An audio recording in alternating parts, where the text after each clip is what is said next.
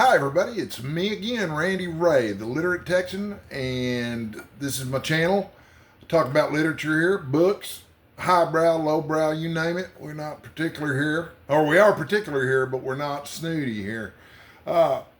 Anyway, it's early October. It's time for my September monthly reading wrap up. I had a really successful reading month, and I wanted to come brag about it. So, I've started keeping a lot of records and logs of my reading and stuff. So I've got a lot more details than I used to have when I would post these kinds of videos. And I have to think, just in terms of productivity, I had a manager tell me once, performance measured is performance improved. And for me, part of how I measure my performance these days is how much reading I get done. And it may be a silly way to define performance, but it works for me. But yeah, so this is what I've got for you this month. Okay, so yeah, last month was Shorty September. So the idea was to read short stories, novellas, and short novels, under 200 pages, but still big enough to qualify as a book. So maybe 65 to 100 pages on the low end. And then you will, maybe go for a book a day or something like that. But the idea is that all the books that you read for Shorty September are supposed to be books that you can finish in a day. My friend Mark over at Book Time with Elvis actually did 30 books in 30 days. I'm going to post a link to his channel in the description below because his videos were real fun that month, and it's really cool that he managed to pull that off. So yeah, and his channel is just great besides that. So but yeah, I read 19 books in September, which is a far cry from one a day. But it's still a really, really big month for me. A lot of months I'll read 4 or 5 books. I probably average 8 to 10 books a month, something like that. I used to average about 50 books a year, and I average about 100 books a year since I started the YouTube channel. But I've got more specific numbers than that, and I've got them written down here so I wouldn't forget. Okay, so I finished 19 books. We've already established that. And I read a total of 3,222 pages. And that was spread out pretty evenly amongst the 4 weeks of the month, okay? So it was 700 to 800 words per week. And that comes down to about 107 pages a day. That's a lot. The average American reader probably reads about 10 pages a day. And keep in mind that 50% of Americans don't read any pages a day. So 107 pages a day, in terms of comparing me with the average American, I'm way up there. But you compare me with some of the people on YouTube or Booktube, and I don't even come close. I shudder to think at how many pages per day someone like Steve Donahue reads. It's all he does, though, and he'll tell you that, too. That's a total of 0.63 books per day. So I read a little, 3.5 books a week, 4 books a week, something like that, or a little more than that even. And then my average book size last month was 170 pages. But that's skewed just a little bit because I did sneak in a Star Trek novel that was 346 pages long. And all the rest of the books that I read during the month qualified for Shorty September. The Star Trek book, of course, was too long to qualify for Shorty September. So I wanted to share that with you. Let's see, my busiest week in terms of getting books read was the week ending 28th. It was the last full week of the month. I started to feel the pressure at that point of like, man, you're reading these short books, but you don't have very much finished, man. You're going to have to finish something.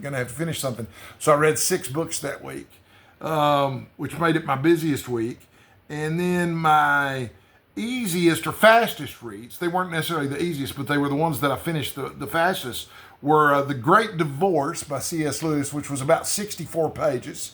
And I'll talk more about it in a minute because I'm going to talk about all the books I read last month. But also the other one was The Man That Corrupted Hattiesburg by Mark Twain, which was about the same length as The Great Divorce.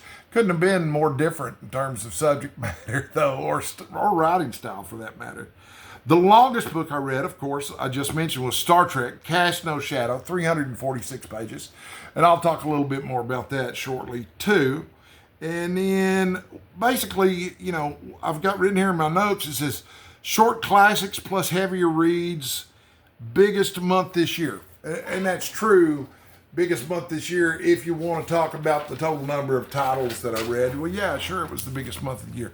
Now, in terms of the total number of pages, I don't know. I didn't start tracking how many pages I've read until August, I think, is when I started tracking that. But so yeah, there's a lot of the year that's not counted for in terms of number of pages, and even number of pages isn't comparing. It's still you're still comparing apples with oranges because different editions of books, especially now that electronic books are popular, have a different number of words per page. My edition of Dracula that I'm reading, has me on page 20, but I just finished chapter 5. That's page 90 something in most editions. So, I've converted it, on my reading log to make sure that it accounts for that sort of thing. So that's something to keep in mind. But anyway, so here are the 19 books that I read, and these are ranked, okay? I'm starting with, I'm going to finish with the best book. I don't want to say I'm starting with the worst book because I don't want you to think that these are bad books just because they're at the end of the list. They're just not my favorites, okay? So the favorite book is going to be, it's a countdown. Just, how countdown works. I don't have to explain it to you. So number 19 on my list is Billy Budd, Sailor, which is a very, very short, unfinished novel by Herman Melville that I thought should have been even shorter. Yeah,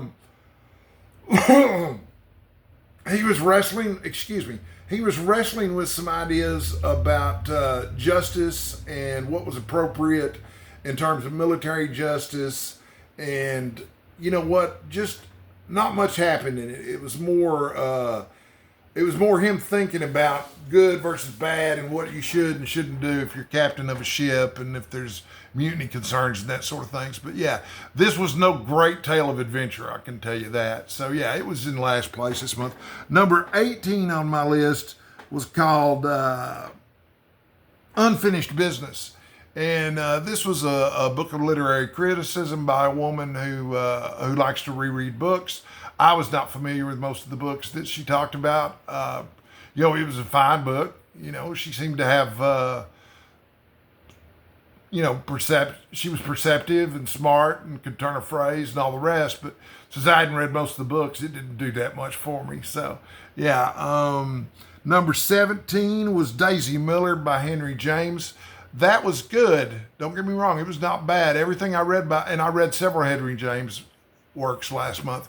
But it just wasn't, it didn't do as much for me as the other Henry James works that I read, which I'm going to get to later in this list. But Daisy Miller is pretty famous. I mean, I'd heard of it many times before. And in fact, the two other Henry James books that I read, I'd never heard of before, but I much preferred them to Daisy Miller. Next on my list, we've got number 16, The Day of the Locust by Nathaniel West. Of course, I've talked about all of these in my weekly updates, but The Day of the Locust is about a bunch of misfits out in Hollywood. And the premise of the book is that people who go to Hollywood to try to become famous by default are usually misfits. So it was funny. It was black comedy, but it was really black comedy with a really kind of unsettling ending. I'd read another book by Nathaniel West. He was a friend of F. Scott Fitzgerald, but last month I'd read a book by him called Miss Lonely Hearts, and it was a lot darker than this one. This one only looked lighthearted and funny in comparison to Miss Lonely Hearts, okay? So yeah, I'm not sure if it's something most people would like. But, I liked it better than some of the books that I read. Doesn't have anything to do with locusts that I could see. Except metaphorically, perhaps. Number 15 was The Return of the Prodigal Son. Okay, now I have mixed feelings about this one. This was written by a Catholic priest who found himself incredibly moved by one of Michelangelo's paintings called The Return of the Prodigal Son. The prodigal son being one of my favorite parables in the Bible, and also I'm estranged from, I'm estranged from two of my three children right now myself. And so I can relate to the father of the prodigal son because, in my mind, and this is how another friend of mine describes it too, the father of the prodigal son every day at the end of his workday is probably walking down the driveway to the end of the road, looking down the road, hoping to see his son return. Every day thinking maybe this will be the day. And he never stops loving the prodigal son, even though the prodigal son treated him very shabbily. Let's put it that way. Anyway, it's a really powerful parable. It's a powerful book. The priest who wrote it, his observations surrounding the book were pretty powerful. Not only did he point out that at various points in our lives, we all play all three of those roles. We play the role of the prodigal son. We also play the role of the son who stayed behind. and we all play the role, if we do it right, of the father. So anyway, it was an interesting book. It was a little deep and a little heavy for me, and theology of any kind is not necessarily my forte, so I wonder how much of it went over my head. I probably won't give it a reread anytime soon, no, even though as good as it was, but I probably will reread it at some point. Number 14 on my list is Brother Jacob. That was a really short novel written by George Eliot, who's a female author from the Victorian era. And anyway, it was good. But anyway, it's about a guy. He decides when he's very, very young that the key to success in life is to become a really talented confectioner. Because as a kid, he thinks who could be more popular than the candy man, right? And so he steals money from his family and takes off. But he's got a brother who's got a learning disability, Brother Jacob. And so anyway, he runs off to the Indies because he thinks there's no one white in the Indies. And if he learns how to make candy, he'll have two advantages, But anyway, he doesn't do as well in the Indies as he thought. He winds up coming back and moving close to home, but not quite at home. And he assumes an identity. But his new identity gets blown because his brother Jacob, of course, does not know to play along. And his brother Jacob just wanders into the store one day, and it kind of ruins his life. So anyway, it was interesting. It was kind of funny in places. I liked it. Number 13 was An Experiment in Criticism by C.S. Lewis. Now, you want to talk about one that I felt like kind of went over my head. I am not a literary critic by any means. And C.S. Lewis was not just a literary critic, but also a professor of literary criticism. And so yeah, a lot of it went over my head. I think the main premise was that the experiment that he talks about is that instead of judging books, let's judge the readers first and see what kind of books these readers like, these readers of various categories, and see if we can get to the quality definition for these books in a kind of roundabout way. It was all right, It was interesting enough. I don't spend a whole lot of time sweating over my definition of what is or what isn't a good book. I like what I like and I dislike what I dislike. Doesn't mean that I don't think that there are objective measures of good and bad when it comes to literature, because there are, I think, but they're just not that important to me. Because, like I said, I'm not a literary critic. I'm just a guy with a YouTube channel who likes to talk about the books that he's read. Number 12 was Star Trek, Cast No Shadow. Okay, it's a pretty good book. It's a Star Trek book. The main character was Lieutenant Valeris from Star Trek The Undiscovered Country.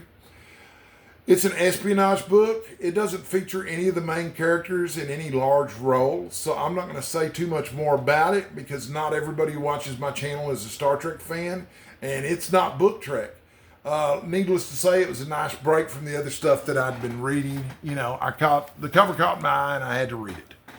And then number 11, I'm not even halfway through this list. I'm getting close. Number 11 was The Man Who Corrupted Hadleyburg. Now, I don't know if you've read Mark Twain or not, but if you haven't, you should. And if you haven't read Mark Twain, I can think of worse places to start than The Man Who Corrupted Hadleyburg. It's sort of a tall tale about a town in Mississippi called Hadleyburg. There's 19 main residents there. They're really proud of the fact that they have a lot of integrity and that they've never told a lie. But one man gets really mad at the inhabitants of the town and decides he's going to corrupt them and ruin their reputation.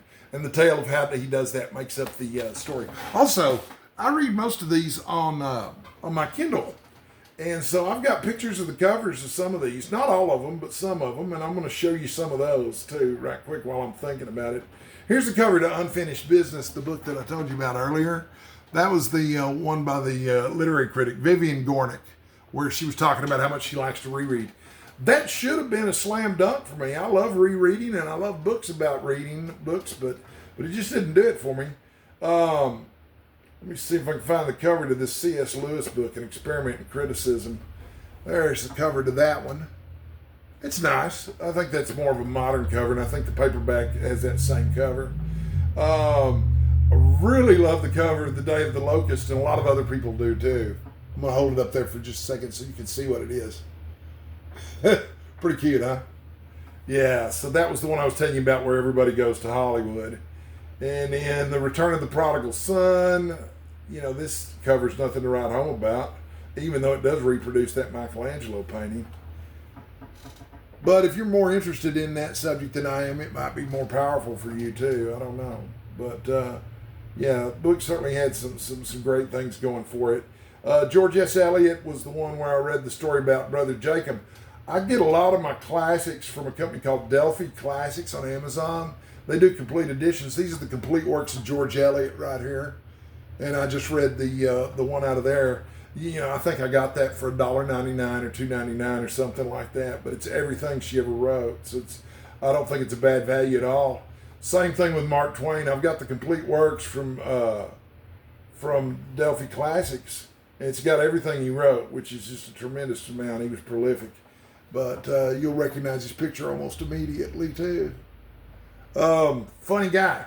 Some of his stuff's really great. Some of it not so much. But if you hadn't read The Adventures of Huckleberry Finn, you're missing out. It's a great American novel. So let's see what else we got here. Okay, not that one. I hadn't talked about it yet, so I'm not going to show it to you yet. Herman Melville. I've got the complete works of Herman Melville here, too. And I can't imagine, I haven't read much of his stuff. I liked Billy Bartleby the Scrivener, I liked a lot. What I've read of Moby Dick, I liked a lot, but I've never finished Moby Dick. But I sure didn't like Billy Budd the Sailor much. It just didn't do much for me at all. So I've got some more to show you here in a few minutes when I get a little further down the list. But I wanted to show you some of those anyway, because everybody likes visuals, right? What else have I got here? So my next book, now we're in the top 10 books I read this month. The White People by Arthur Machen is the next on my list. Okay, Arthur Machen wrote scary stories, and I believe he's Welsh. But most people think he was really, really good at it, and I agree with him because The White People was really spooky. I almost wish I had saved it for October to read during the month of Halloween, but I've got some other stuff by Arthur Machen I'm going to read for Halloween, so never fear. Yeah, good book, The White People. Really creepy, much creepier than you would expect from a horror novel from that long ago because it was written during the Victorian era. I don't think he's considered a Victorian author because he's not British, and I think by definition Victorian authors are British because it's named after Queen Victoria and her reign. What was next? The Great Divorce by C.S. Lewis was next on my list. I don't have a cover art to show you, but it's an allegory about the afterlife, and he makes sure that you know from the beginning that he's just trying to answer some questions in his head about the afterlife and how it might work. But that, he's under no means trying to convince you that this is what the afterlife is actually going to be like, or that he has any insight into what the afterlife is going to be like, because he doesn't know. None of us do. I mean, if he did, we wouldn't be talking to him, right? So that we follow with number 8, Jesus' Son. I love the cover artwork to Jesus' Son, and I wasn't sure if I was going to like this one or not. It's a collection of short stories by Dennis Johnson, and it's pretty modern in terms of, the kind of stories he tells, but all the stories are written from the perspective of drug addicts and alcoholics and criminals. And they sure do get into some hijinks, I'll tell you, these rascals. It's pretty dark. But it's also pretty interesting. It's a good reminder that people with substance abuse problems are people too, which some people seem to need reminding of. Let's see here. What was that? That was number 8 on my list. Number 7 was Promised Land by Robert B. Parker. This is a Spencer novel, and one of the early Spencer novels. The Spencer novels are, Spencer was a private detective character that Robert Parker wrote a series about. He's a good writer. I mean, it's a good, solid, easy read, and strong characterizations. It's dated. There's some talk about the women's libbers and stuff in there, so I hadn't heard them called women's libbers in a long time. Have you? Not since the last time I listened to my Jerry Clower tape. Let's see here.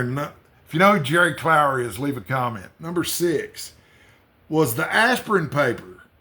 Okay, The Aspirin Papers was one of my favorites this month, and I'm surprised it only ranked number 6 out of my 19.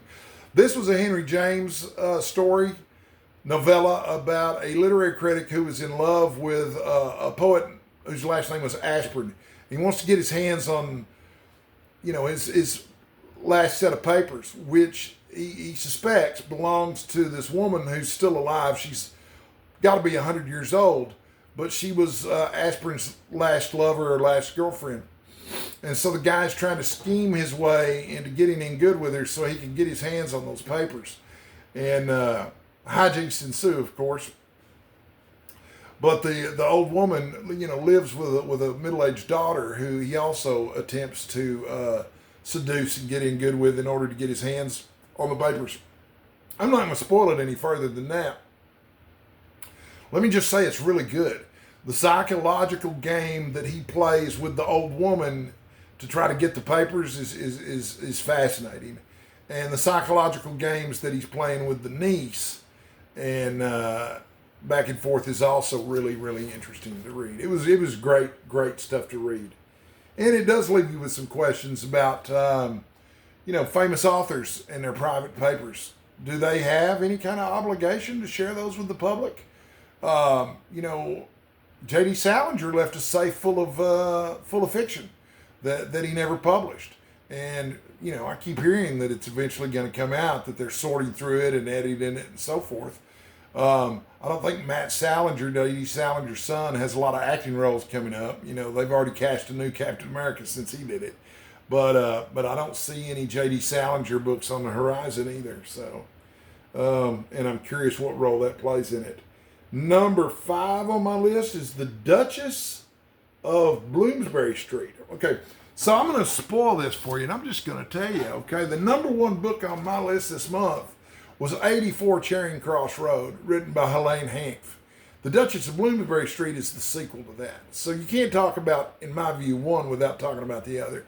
But 84 Charing Cross Road is a collection of the correspondence that Helene Hanff had with her bookseller. She had a friendly relationship with a bookseller in England, and they kept up a lively correspondence for 30 years before he died.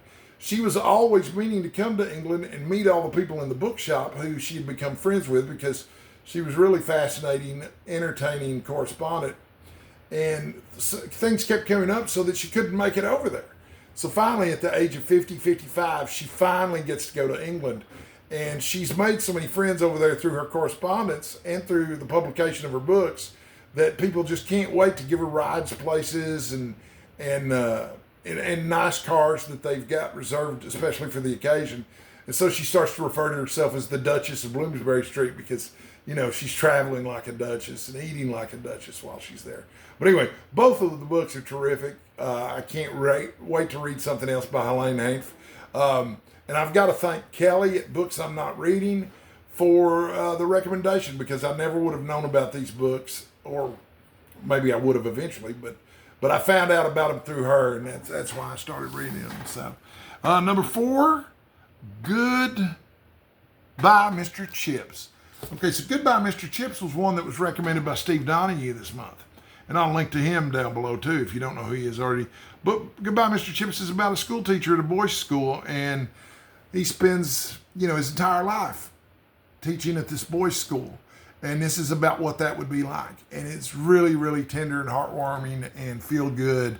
And it was just my kind of book. I absolutely adored it. Also read Elevation by Stephen King, which is a very unusual book for him because it's very short. Elevation, without giving too much away, is about a man who's losing weight, and he doesn't know why. He's not dieting, he doesn't have diabetes, he doesn't have cancer, and his body's not getting any smaller. He's just getting lighter all the time. And let's just say hijinks ensue, okay? It was really good. It was, this is a Stephen King book, and if you don't like Stephen King, you'll probably hate this. But if you do like Stephen King, you'll probably like this as well, or better than most of his books, because, the main complaint I hear about Stephen King is that he overrides, that his books are too long. And one thing about Elevation, it certainly wasn't too long. I finished it in an evening.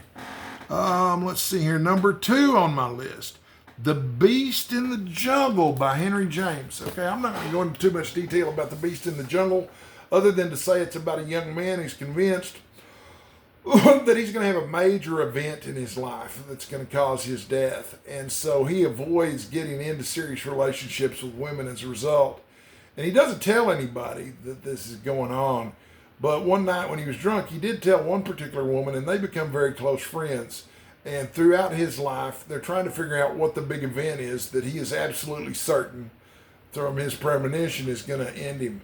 And what it's going to be like and why is it such a big deal. And I'm not going to spoil anything by saying what it is. And then, of course, like I said, number 1 was 84 Charing Cross Street, which I can recommend to anybody who reads the channel. And that was it. That was what I read other than bits and pieces of other books in the month of September. I've already put up my to-be-read lists for October. One was specifically for Victober, which is an event coming up where we read Victorian fiction and literature. And the other was just the other stuff that I'm reading, which is all Halloween stuff. I just decided to go with a horror theme this year for my October month. And that's it. But if you thought any of those books were interesting, want to know more about them, and you want to ask me about them, just hit me up in the comments. I love to talk about anything. If you want to talk about what you read in September, or if you've read any of the books that I've read and had a difference of opinion with me, then also let me know down in the comments. I love talking to people. Until my next video, I'm going to ask you to do 2 things for me. They're the same things I always ask. The first is stay sexy, folks. And the second is stay hydrated. I'll see you in the next video, which won't be long.